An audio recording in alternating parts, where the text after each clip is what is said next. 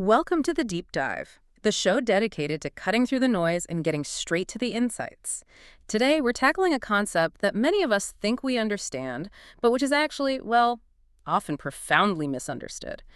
You might instinctively think that security failures are always about a sophisticated hack, or maybe a complex, almost invisible technical vulnerability that only a super expert could uncover. Yeah, it's easy to picture that, isn't it? Some shadowy figure hunched over a keyboard, exploiting lines of code. Exactly, code that's completely beyond the average person's comprehension. But what if we told you that often the real key to understanding cybersecurity lies not primarily in the intricate code or the vast network architecture, but squarely in us, the human beings who are both using and crucially building these complex systems? It's a remarkably common misconception. That whole narrative in cybersecurity, particularly when things go wrong, it frequently points to humans as the weakest link, Oh, we hear that phrase constantly. all the time. It's almost as if users are just inherently flawed components in an otherwise perfect technological chain. But the truth, as we'll unpack today, it's far more nuanced. And frankly, that phrase, it's a fundamental misunderstanding. It often misdirects our entire approach to security. Absolutely. This deep dive is designed to challenge that simplistic weakest link idea head on. We're going to journey into the fascinating and absolutely crucial world of human factors in cybersecurity. Yeah.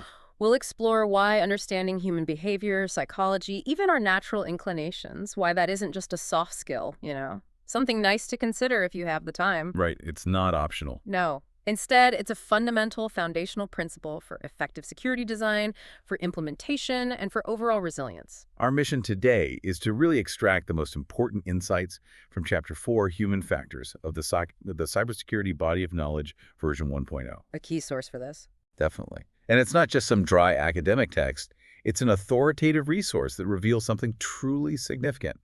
A vast number of security problems arise precisely because system designers and security professionals often overlook, or maybe even outright ignore, Rare. how real people actually interact with security mechanisms in their daily lives. And that's where the rubber truly meets the road, isn't it? Hmm. We'll show you how ignoring basic human psychology can lead to meticulously designed security measures being routinely bypassed. And not out of malice, No, usually. but often by people with the best intentions, people simply trying to do their jobs. Yeah. Get ready for some serious aha moments today that might just fundamentally change how you think about staying safe online. Whether you're an everyday user, a software developer, or even a seasoned security pro. And it's not about blaming anyone. That's key. Not at all. It's about understanding how to build systems that work with us, not against us. Let's dive in. Okay, let's unpack this foundational idea first. When most of us think about cybersecurity, our minds typically go straight to the hard technical stuff, right? Firewalls, encryption, complex code. Yeah, exactly. But what might surprise you is that the critical importance of human behavior in security design. It isn't a new concept at all. It's practically ancient history in the computing world. It really is, way back in 1975, long before the internet as we know it. Long before. Two pioneering researchers, Jerome Salzer and Michael Schroeder, published this foundational paper, The Protection of Information in Computer Systems. And in it, they laid out 10 principles. Principles meant to guide the design of secure computing systems. Okay, 10 principles back in 75. What's the kicker? Well, what's genuinely fascinating here is that 3 of those foundational principles, almost half a century ago, were deeply rooted not in computer science, but in the behavioral sciences, specifically psychology. Wow, 3 out of 10. Yeah. So this wasn't an afterthought, not a nice-to-have add-on for user experience. It was a core design consideration from the very beginning. So for you, the listener, this means that even in the earliest days of computing, long before cyber attacks were a household term, experts recognize that for a security mechanism to be effective, it must be, and this is the quote, psychologically acceptable to the humans who have to apply it. That's the key phrase, psychological acceptability.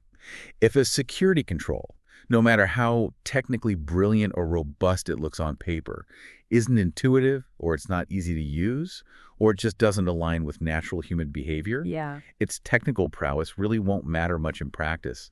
People will just find ways around it. It'll be bypassed or ignored. So even then they got it. Security isn't just about building the strongest lock, but about ensuring people are actually willing and able to use the keys. Precisely. Now here's where it gets really interesting and maybe a bit, well, disheartening. Despite that early profound insight from Salzer and Schroeder, Yeah. for over 20 years now, a growing body of research has been peeling back the layers on why security failures persist. And again, it points right back to the central role of human factors. It does. The big, often overlooked insight seems to be that security measures frequently aren't adopted. And it's not because users are malicious or stupid, Right. but because humans are mistakenly treated as predictable, almost robotic components. Like their behavior can simply be dictated by policy or controlled by mechanisms and sanctions alone, Treating people like cogs in a machine. pretty much. And this perspective, which treats humans as programmable machines, is demonstrably false. It represents a fundamental misunderstanding of human nature. So the fault isn't primarily with you, the user, even though that phrase humans are the weakest link gets thrown around so much. Constantly, often to shift blame, frankly. Yeah. Instead, the persistent problem lies in ignoring those foundational requirements for security to be usable and acceptable. Exactly. If a security control isn't designed with actual human behavior in mind, if it's too cumbersome, too complex, too disruptive to your workflow, people will inevitably find ways around it. Not because they intend harm. No, usually because they need to get their work done Yep. and the system is just creating an unnecessary barrier. This is a crucial distinction. It's often a systemic design flaw, not primarily a user flaw. That's such a critical pivot in thinking, a design flaw, not an inherent human failing. Okay, let's make this concrete. Yeah. Let's dive into an example pretty much everyone listening can relate to: password policies. Oh yes, the classic example. Our source highlights that these policies and the mechanisms built around them, often meticulously agreed upon by security experts in a boardroom, they frequently just don't work in practice. Mhm. Why? Because, as the source bluntly states, they are routinely bypassed by employees. Think about those requirements we all face, right? Uppercase, lowercase, numbers, symbols, minimum length, change it every 60 days. Ugh. Technically strong on paper, maybe. But what's the real-world consequence? People writing passwords down on sticky notes. Guilty. Well, maybe not anymore. Or using predictable patterns, just incrementing a number at the end. Or worse, reusing the same super complex password across multiple services because it's just too much cognitive load to remember dozens of unique complex ones. Which creates a massive risk if one service gets breached. A far greater risk, arguably, than the policy intended to prevent. And this isn't just about end users who might not be, let's say, super security aware. This is a very important nuance. Research by Nyack Shania and others, cited in the CYBOK, Okay. showed that even developers, the very people creating the systems we rely on, struggle with integrating security properly. Really, the developers. Yes. Critically, these developers need to be explicitly prompted to include security. And even when they are prompted, Even they then. often still include outdated and faulty security mechanisms. Wow. Yeah. That's startling. It is. It demonstrates a systemic issue. It stems from a fundamental lack of human-centric design and maybe even education throughout the entire development process, not just isolated user negligence. So it suggests the problem runs much deeper than just training users better in isolation. Absolutely. It's about embedding security thinking and an understanding of human behavior into every single layer, from the moment an idea is conceived to the moment it's deployed and used by real people. That brings us perfectly to this core concept of usable security. When we typically think about security, like we said, it's often framed as an extra step, right? Something separate from our main work. Yeah, an added bird. We mentally categorize it that way. But for employees in any organization, security is what the source calls an enabling task. Which are the core responsibilities defining their job, right? Identifying work steps, assigning tasks, estimating time, preparing deliverables, the stuff they actually get paid to do. Precisely. And if security doesn't enable these primary tasks, it actively hinders them. Exactly. So for you, the user, this means that for technology and security designers to truly make tools effective and efficient, they need to deeply understand your day-to-day tasks and requirements. They have to walk in your shoes, essentially. Pretty much. Security should never be a roadblock, an interruption that forces you to context switch away from your main work, or worse, forces you to actively seek a workaround. Yeah. Instead, it should be a seamless, almost invisible part of achieving your goals. Like a safety belt in a car, you put it on, it protects you, but it doesn't stop you from driving. Good analogy. If security isn't designed this way, the friction it creates can be far more detrimental to overall security than many technical vulnerabilities, precisely because it incentivizes those inconvenient and often insecure bypasses. And that concept of friction leads us directly to something pervasive in modern workplaces that, honestly, most of us have probably felt: compliance fatigue. Oh yeah, it's real. Security isn't the only enabling task employees face, is it? Think about the sheer volume of non-production activities we're all asked to engage in. Mandatory safety protocols, sustainability initiatives, diversity and inclusion training, various regulatory regimes. Even things like expense reporting or annual performance reviews, all vying for an employee's limited attention and time. This cumulative burden of fulfilling all these obligations, many of which are important in their own right, leads to this very real phenomenon the source describes: compliance fatigue. Our brains just hit a saturation point. So what does this all mean for organizations trying to balance these competing demands? How do you make security stick when people are already overwhelmed? Well, Bitomo and others, referenced in our source, recommend that security specialists engage in open and honest discussion with line managers and business leaders. Okay, communication is key. But not just asking for more budget or demanding more compliance. It's about a candid, strategic conversation about the actual time and resources available for all these enabling activities, with a particular focus on security. Right, looking at the whole picture. The goal is to rigorously calculate the true workload imposed by security measures on employees.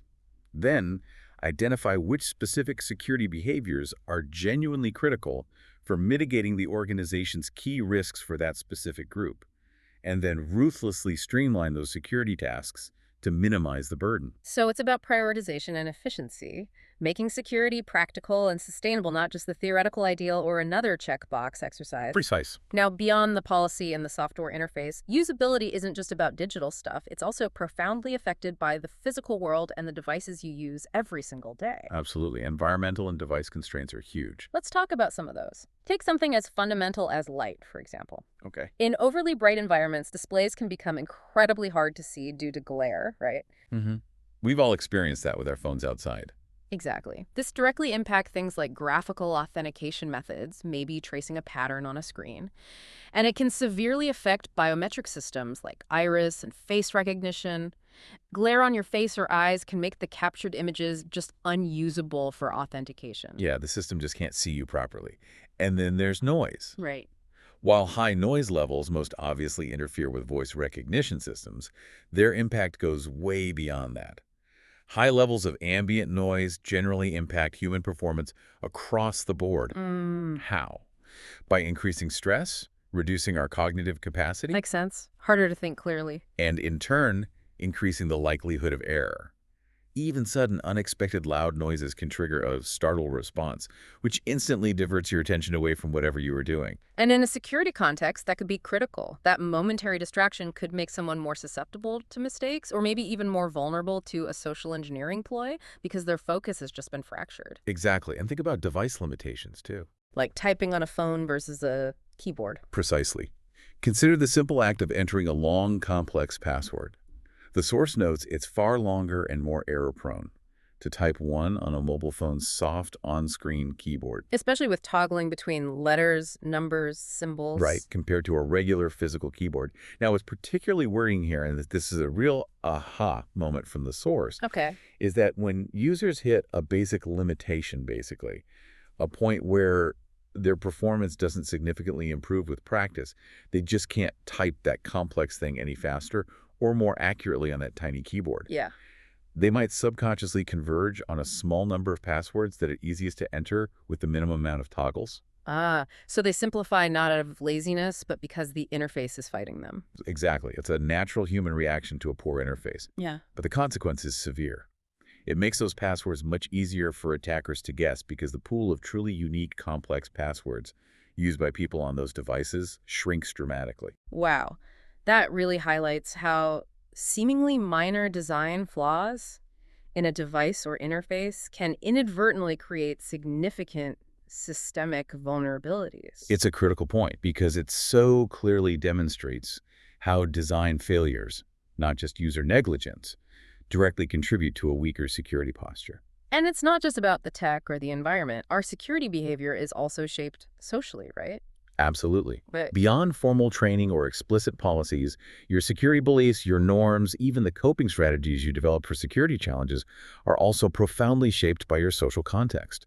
The source points out that users often get their knowledge and support for usability challenges not just from the official IT help desk or policy documents. which can be hard to find or understand. Right. They get it extensively from their wider social networks, their colleagues, their friends, maybe even online forums. That's so true. Think about it. If you're struggling with a new, cumbersome security protocol at work, maybe a new two-factor authentication method, you're probably more likely to informally ask a colleague, hey, how do you deal with this? Or what workaround did you find? Hmm. Much more likely than meticulously consulting the 50-page official IT policy document. Exactly. This highlights the powerful, informal ways security information and sometimes, unfortunately, insecure workarounds or even misinformation spreads throughout an organization or a community. These social networks can either reinforce good, secure practices or, inadvertently, undermine them, depending on the collective knowledge and habits within that group. It's a critical, often unmanaged channel for shaping security behavior. Okay, so if human factors are so central, understanding human error becomes absolutely paramount. How do we conceptualize this in cybersecurity? A really useful framework, mentioned in the source, is the Reasoned Swiss cheese model. It's illustrated in figure 4.2 of the CYBOK chapter. The Swiss cheese model, okay, how does that work? Imagine several slices of Swiss cheese, right? Each with its own unique pattern of holes, and they're stacked one behind the other. Got it. Each slice represents a different defense layer within a system. It could be a security policy, a technological control like antivirus, maybe a firewall, or even a training program designed to raise awareness. Okay, layers of defense. What are the holes? The holes in each slice represent failures. The source calls them latent and active failures. Latent and active failures. Can you break those down? Sure. Latent failures are the hidden, pre-existing conditions within a system or organization. They lie dormant, like weaknesses waiting to be exposed. Think of them as systemic issues, maybe a poorly written or confusing security policy, an outdated piece of software that hasn't been patched. A ticking time bomb, sort of? Kind of. Or a misconfigured server, maybe even systemic understaffing in a security team. They're the holes that are always there, just waiting for the right circumstances. Okay, those are latent failures. What about active ones? Active failures are the immediate, observable mistakes or errors made by individuals right at the sharp end, like someone accidentally clicking a malicious link in a phishing email. The classic example again. Right. Or an administrator misconfiguring a firewall rule, maybe a developer introducing a vulnerability into code. These are the actions that directly trigger an event. So how does the cheese model explain incidents? An incident occurs, according to the model, when a threat, like a determined attacker or a piece of malware, finds one hole in successive layers. Basically, the holes in each defense layer, both the latent weaknesses and the active mistakes, happen to align. Ah, creating a direct path through all the defenses. Exactly. It creates a pathway for the threat to succeed. This model profoundly shifts the perspective. It moves away from simply blaming the individual who made the final mistake The person who clicked the link. and helps us understand the system-wide vulnerabilities and how multiple factors, multiple failures across different layers had to converge for that incident to happen. That's an incredibly powerful visual. It shows how one simple error usually isn't the sole cause, but rather the final step in a chain of weaknesses. Precisely. Now, even when we're trying to be careful, acting in conscious mode, people are fundamentally wired for efficiency. We constantly strive for cognitive shortcuts. Our brains are lazy. Efficient. Let's call it efficient. The source notes that when faced with a decision, people tend to revert to the closest thing they know. Meaning? Either opt for behaviors they use frequently or those that seem most similar to the current situation, even if a more secure but less familiar or maybe more time-consuming option exists. It's our brain trying to conserve energy and processing power. Okay, that makes sense. We default to the familiar. And attackers. They are keenly aware of this fundamental human tendency. They exploit these cognitive shortcuts with remarkable precision and effectiveness. Oh, so? They leverage this by creating, for example, very similar-looking websites that perfectly mimic legitimate ones you trust, or by incorporating security messages into their phishing emails that look exactly like official alerts from your bank or IT department. Playing on that familiarity and authority. Exactly. They understand that if something looks familiar, or sounds like an official security warning, or maybe creates a sense of urgency. Your account will be locked unless you click here now. Right. You're far more likely to interact with it quickly without applying the full scrutiny you might give to something obviously suspicious. This, at its core, is the essence of social engineering, manipulating our natural human tendencies against us. And it's so insidious precisely because it taps into our natural inclination to be efficient or to be helpful or to respond to perceived authority or urgency. Now, Reason's Swiss cheese model also identifies various types of those latent failures, those pre-existing conditions that make errors more likely. Our source explicitly mentions one critical category for you, the listener, to consider, especially regarding individual human behavior. Okay, what is it? Individual factors. Individual factors? Like what? These include personal states like fatigue. Remember our earlier discussion about cumulative workload and compliance fatigue? Right, being tired makes you prone to mistakes. Absolutely. But it also encompasses inexperience. If you lack familiarity with a system, a new procedure, or an unfamiliar type of threat, you're naturally more susceptible to error. Makes sense. And, critically, a risk-taking attitude. This might lead an individual to knowingly bypass security measures, perhaps for perceived efficiency or immediate gratification, maybe believing they can manage the risk themselves. It won't happen to me, or this is faster. Exactly. Now, it's really important to stress that these aren't necessarily character flaws. They're conditions or dispositions that can predispose anyone to making a mistake when encountering a security challenge, regardless of their intentions. So understanding these human states, fatigue, inexperience, risk perception, is key to designing more resilient systems and maybe better support mechanisms that account for the reality of human performance under varying conditions. That's exactly it. You have to design for real humans, not idealized robots. Okay, moving beyond just understanding why human error happens, let's talk about how we can proactively empower people. How can we make them a stronger part of the security solution through more effective cybersecurity awareness and education? This is crucial, but often done poorly. Yeah. We often hear very generic advice like, just stop and think when it comes to cybersecurity, right? Especially about phishing emails or suspicious links. Think before you click. Exactly. But our source explicitly states that such simplistic advice rarely works. Why not? It sounds reasonable. Because simply stopping people in their tracks, just saying stop, without providing concrete support or a clear alternative path for them to achieve their goals securely, the source says it is not helpful. Okay. It just adds friction and frustration without giving them a solution. Precisely. It leaves the user feeling helpless or maybe even annoyed, and eventually they might just resort to those insecure workarounds simply to get their job done because the safe path wasn't clear or easy. So for education to be truly effective, security experts need to adopt a much more holistic perspective.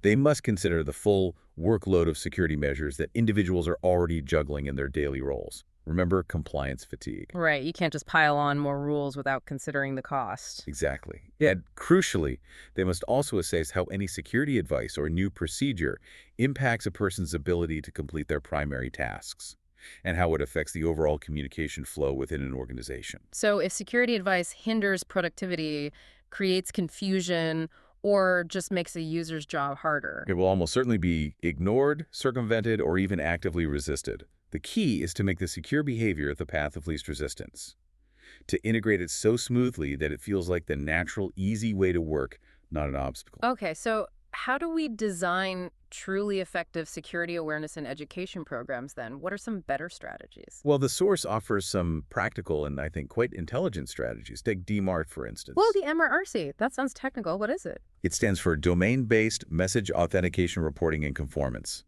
At a high level, it's an email authentication protocol. It helps receiving mail servers verify if an incoming email really came from the domain it claims to be from. Okay, like a digital fingerprint for email senders. Sort of, yeah. By implementing this properly, organizations can give you, the user, a reliable indication of safe senders. It helps distinguish genuine internal communications or messages from trusted partners from potential phishing attempts that are spoofing those addresses. Ah, so it takes some of the guesswork out for the user. Exactly. It drastically reduces the sheer volume of emails you have to scrutinize with extreme caution. It takes away a lot of the cognitive burden, freeing up your mental energy to focus on the truly tricky social engineering attempts, rather than having to second-guess every single sender. That's smart. Leverage technology to reduce the human burden. What else? Another fantastic example highlighted in the CYBOK is the availability of ultra-secure browsing technology. Like sandbox browsers or remote browsing. Yeah. Exactly that kind of thing. Technology where potentially clicking on links has no adverse technical consequences, or at least significantly reduced ones, because the browser isolates potentially malicious content or processes it in a safe, contained environment away from your actual machine. Okay, that sounds like a game changer for training. It really is, Yeah. because it allows user education and training to fundamentally shift focus. Instead of endlessly warning users about the technical risks of clicking on any link risks, which are now largely mitigated by the technology, Yeah. the training can pivot entirely to the more insidious stuff, the social engineering and manipulation techniques that attackers really use. So teaching people to recognize psychological ploys, emotional manipulation, deceptive narratives. Precisely. This is a much more valuable target for your learning. It equips you to recognize and resist those manipulation tactics, rather than just focusing on technical exploits that the tech can now handle better. That's a profound shift. It's moving from don't click to understand why they want you to click and resist the manipulation. Exactly. And looking even broader from the field of criminology, the pattern theory of crime offers another interesting angle for education. Pattern theory. How does that apply? It suggests identifying hotspots. These are specific locations, systems, or circumstances that tend to attract or enable criminal activity. In cyber terms, for example, poorly configured systems can be what are called crime generators because they present easy, tempting targets for attackers. Okay, find the weak spots that attract trouble. Right.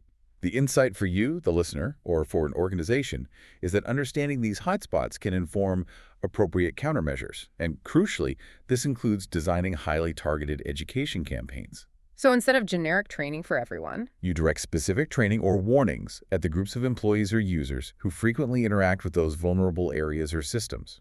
Maybe people using a specific legacy application or handling particularly sensitive data. it's a far cry from that generic, one-size-fits-all training that often misses the mark and just adds to compliance fatigue. Definitely more focused and potentially more effective. And education isn't just for end users, right? The Yeah. source mentions training in other contexts, too. Absolutely.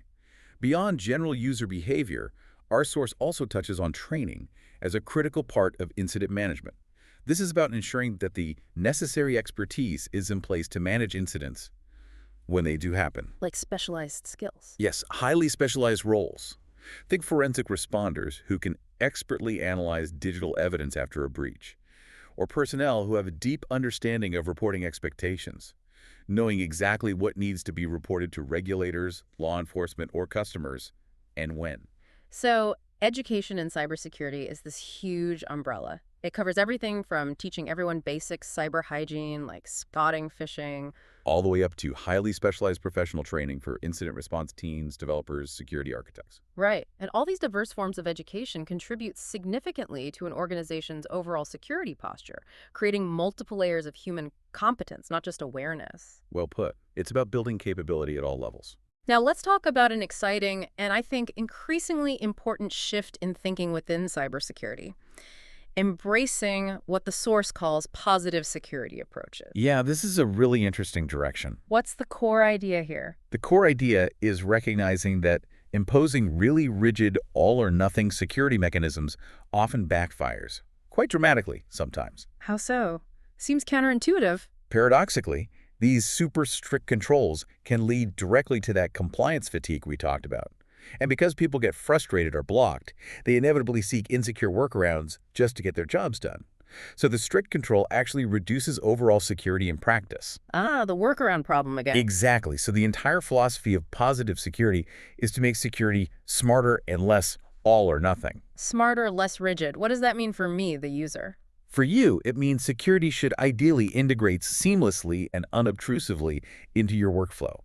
It shouldn't constantly interrupt you or prevent you from doing what you need to do unless absolutely necessary. So building security in from the ground up, rather than bolting it on as an afterthought that just gets in the way. That's the goal. If security mechanisms are perceived as absolute barriers, they will be bypassed out of necessity or frustration. Right. But if they're designed as enabling tools that facilitate secure actions, Then people might actually adopt them willingly. that's the hope. It's a critical shift. Yeah. Moving from preventing everything to actively enabling secure behavior, making the secure way the easy way. Okay, that sounds good in theory. Does the source give concrete examples of this philosophy in action? How does this smarter, less all or nothing approach actually look? It does. One example is around passwords again. Instead of a hard lockout after, say, 3 failed password attempts, which can be incredibly frustrating, lead to help desk calls and lock people out unnecessarily. Yeah, that's happened to me. Perhaps the system allows authentication with an old password in certain specific low-risk contexts. An old password. Really? Maybe. The system might allow it, but the source suggests perhaps with a flag. So the action is logged, maybe triggers a notification, but doesn't necessarily block the user outright. Okay, so it dramatically reduces friction in scenarios where the actual risk might be minimal, like accessing a non-critical internal system. It fosters user goodwill, lets them proceed. All without entirely sacrificing accountability, because the action is still logged and visible if needed. Interesting trade-off. What's another example? Another, perhaps more sophisticated example, is the concept of break-the-glass policies. Break the glass, like in case of emergency. Exactly. These policies are designed for critical situations where normal permissions might impede urgent, necessary action. They allow but flag access by users who do not have permission under normal circumstances. Okay, so you can get access you don't normally have, but it raises an alarm. Essentially, yes. It's crucial for operational continuity and sometimes even physical safety. It means you can still get critical access when urgently needed. Maybe a system administrator needs emergency access to fix a critical outage, or a doctor needs immediate access to patient records in an emergency. Right, situations where waiting for formal approval isn't feasible. Exactly. But the system logs every single action taken under that break-the-glass privilege for later review and auditing. So it provides both the necessary flexibility in urgent situations and robust accountability for actions taken outside normal procedures. Precisely. It's a far cry from a hard block that could bring critical operations to a grinding halt. It demonstrates a really sophisticated balance between security and operational necessity, built on trust but verified through auditing. It also seems to build a different kind of trust, doesn't it? It suggests the system is designed to ultimately help you achieve the mission, not just to stop you at every turn. I think that's a huge part of it. And that ethos extends to what happens when things inevitably go wrong, which leads to the importance of support and recovery within this positive security framework. Well, so? The source makes a profound behavioral point. If you, the user, know they have access to efficient security recovery and support services, it significantly reduces the need for workarounds. Ah, because you trust you can get help if you hit a wall, so you don't need to find a risky shortcut. Exactly.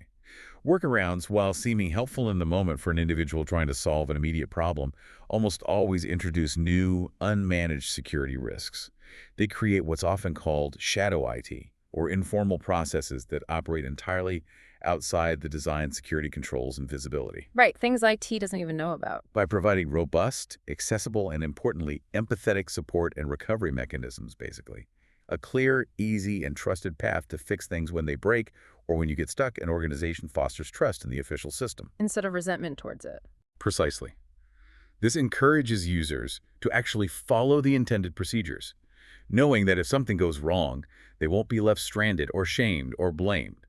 It transforms security from what can feel like a punitive obstacle into, hopefully, a supportive partner in getting work done securely. Okay, so we've talked a lot about human-centric design, user experience, positive security. But none of that happens in a vacuum, right? It requires actually engaging with people across the organization. Absolutely. Effective security isn't just a top-down mandate handed down by an IT department or a CISO. It absolutely requires active, collaborative engagement with everyone involved. And the source emphasizes this. Very clearly, it says security specialists have an open and honest discussion with line managers and business leaders, specifically about resource allocation for security activities. So it's not just security talking to security, it's talking to the business. Right. And critically, this isn't just about asking for more budget or demanding compliance. It's about a strategic conversation. Strategic in what way? It's about collaboratively identifying which security behaviors really matter for the key risks a particular group of employees face. Ah, tailoring it again. Understanding the specific threats an engineering team might face versus, say, a customer service team or a finance department. Exactly. Each has unique risks, unique workflows, unique pressures. Once those truly critical security behaviors are identified for a specific group, Then what? then the discussion shifts to streamlining those tasks, making them as efficient and intuitive as possible for that group. So it ensures security efforts are actually impactful and genuinely practical for the people on the front lines. It makes them active participants in the solution rather than just being told what hoops to jump through. That's the idea. It's a fundamental shift from purely compliance-driven security to risk-driven security. Are we effectively mitigating the key risks for this team in a way they can sustain? All tailored to the human context. And it's not just end users who need this engagement, right? We keep coming back to developers. They are also a critical human factor in this whole security equation. Absolutely critical. Remember that research by Naik Sheena and others we discussed earlier? The one that found developers struggle to include security unless prompted? Exactly. It specifically found that developers struggle with incorporating security into their code, sometimes even using outdated and faulty security mechanisms unless they are explicitly prompted. And we said this isn't necessarily about blaming developers for a lack of skill. No, it's about recognizing a systemic challenge.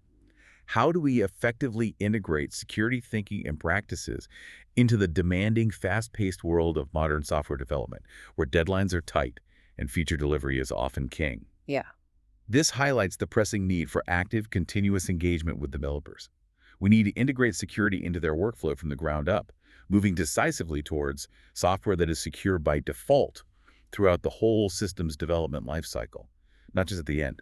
And the source even touches on legal and contractual aspects influencing this. It does. It raises an intriguing, open question. To what degree these warranty standards encourage or discourage developer behaviors in addressing security-related aspects of ICT products and services? So things like software warranties might actually push developers towards or away from building secure code. It suggests that possibility. It implies that even legal and contractual frameworks can profoundly influence human behavior in software development, highlighting this complex interplay of technical, social, process, and even legal factors. It's not just about technical skill or direct instruction. It's about creating an entire environment where secure development is incentivized, supported, and becomes the natural way of working. It's fascinating how many layers there are to this human factor thing. So how do you actually do that? How do you integrate security into the development lifecycle in a human-centric way? Well, there are established frameworks. The source mentions approaches like Microsoft Security Development Lifecycle, or SDL. Yes. These are explicitly designed to bake security practices throughout every phase of the development process, right from initial design and threat modeling through coding, testing, and final deployment and response. So it's embedded all the way through. Exactly. And a key part of SDL involves providing essential education and awareness and consistent role-specific training for developers. This ensures security isn't merely an afterthought or a last-minute check, but an integral part of their daily work and mindset. Are there other models mentioned? Yes, another powerful framework mentioned is the Building Security in Maturity model, or BSIM, pronounced BSIM. BSIM. What does that involve? This isn't just a checklist or a standard. It involves in-person interviews by software security professionals with security leaders in a firm. They use a structured framework to define and measure security-related activities the company's actually doing, and critically, evaluate their existing software security practices against what other similar organizations are doing. Ah, so it's a benchmarking and assessment process. Yeah, exactly. It serves as a critical engagement mechanism. Yeah. It provides actionable, tailored feedback based on real-world data, helping to influence both developer behavior and organizational strategy towards continuous security improvement. It's a way of embedding security deep into the culture and processes of a development organization, not just into the code itself. Okay, one last area of engagement. The supply chain. This seems incredibly complex from a human perspective, especially a vulnerability disclosure. Oh, hugely complex. Yeah. When a vulnerability is found in a piece of software, maybe a library or component that's used by many different entities downstream, disclosing it effectively involves incredibly careful stakeholder engagement and, honestly, quite a bit of diplomacy. Why diplomacy? Well, the source points out the special problems of disclosing a vulnerability in a complex supply chain. For example, if you just disclose it broadly or only tell the downstream producers and companies integrating that vulnerable component into their own products, you might inadvertently alienate the upstream developer, the original creator of the component, especially if the vulnerability is misdescribed or publicly revealed without proper coordination. And that could be bad. Delays in patching. Resentment. Exactly. It can undermine the whole process of getting the vulnerability fixed quickly and efficiently. So how do you handle that human dynamic? What's truly fascinating here, and really speaks to understanding human factors, is the suggestion in the source for a multi-step private disclosure process. Multi-step, private. How does that work? It suggests starting, perhaps, with the upstream party, most likely to be able to understand and remediate the threat. Give them a chance to fix it first, privately, then coordinate disclosure more broadly. A more nuanced, respectful approach. Exactly. This approach to communication and collaboration recognizes the delicate human relationships, the potential for conflict, the need for trust in securing these complex, interconnected systems. It aims to avoid alienating key players and ensures vulnerabilities are fixed efficiently and collaboratively.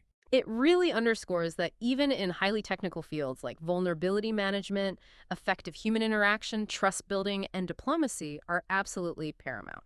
You can have the best technical analysis in the world, but if you don't manage the human side of the interaction effectively, the fix might never actually happen, or happen much tag slowly. #tag conclusion. We've really journeyed through the crucial and, as we've seen, often misunderstood world of human factors and cybersecurity today. And I truly hope we've managed to, well, at least challenge, if not completely dismantle, that pervasive myth of the weakest link. It needed challenging. Definitely.